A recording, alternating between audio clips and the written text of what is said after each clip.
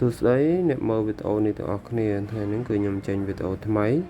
របៀបយើងលុបកាតភាសាឬក៏កាតដែលយើងដាក់នៅក្នុងទូរស័ព្ទដើម្បីយើងធ្វើការប៊ូត TikTok ឬក៏តែងកម្មវិធីផ្សេងៗអញ្ចឹងណាអូខេអញ្ចឹងគឺយើងអត់ដឹងថាត្រូវទៅលុបនៅកន្លែងណាអញ្ចឹងអ្នកទាំងអស់គ្នាអាចមកមើលវីដេអូនេះបានហើយក៏សូមអធិស្ឋានពេលដែលខ្ញុំធ្វើវីដេអូនេះទៅមានខុសមានខ្វះខាតឬក៏អត់ល្អត្រង់កន្លែងណាក៏សូមបងប្អូនអធិស្ឋានអញ្ចឹងយើងកុំឲ្យខាតពេលយូរយើងចូលមកកាន់វីដេអូរបស់យើងមកដើម្បីយើងធ្វើការលុបកាតចេញពីទូរស័ព្ទរបស់យើងពេលដែលយើងធ្វើការប៊ូត TikTok ឬក៏យើងតែងកម្មវិធីអញ្ចឹងណាអញ្ចឹងយើងអត់ចង់ຕົកនៅក្នុងទូរស័ព្ទរបស់យើងទេអញ្ចឹងគឺយើងចង់លុបវាចេញអញ្ចឹងណាអញ្ចឹងអ្នកនរគ្នាចូលកន្លែងនេះមកដើម្បីយើងធ្វើការលុបកន្លែងយើង down កម្មវិធីទូទៅហ្នឹងកន្លែងដែលយើង down កម្មវិធីហ្នឹងយើងចូលកន្លែងហ្នឹងមកបន្ទាប់មកអ្នកទាំងអស់គ្នាឃើញអ្នកទាំងអស់គ្នាមិនបាច់មើលឲ្យវិញឆ្ងាយទេមើលកន្លែងរូបដែលយើងនៅខាងលើហ្នឹងកន្លែងដែលខ្ញុំគូកំពុងហ្នឹងអូខេអ្នកទាំងអស់គ្នាចុចចូលមកអញ្ចឹងមកដល់កន្លែងហ្នឹងវានឹងបង្ហាញ Gmail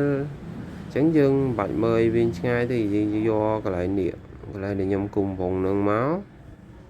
អញ្ចឹងដោយសារខាងលើគឺជា Gmail របស់ខ្ញុំដែលខ្ញុំបានបិទអញ្ចឹងណាអូខេអញ្ចឹងមកដល់កន្លែងហ្នឹងអ្នកទាំងអស់គ្នាយកខាងលើគេអូខេចុចកន្លែងហ្នឹងមកចូលយើងចុចចូលទៅអញ្ចឹងវានឹងបង្ហាញមកផ្ទាំងបែបនេះមួយទៀតអញ្ចឹងនេះជាភាសាកាតរបស់យើងដែលយើងបានភ្ជាប់ជាមួយហ្នឹង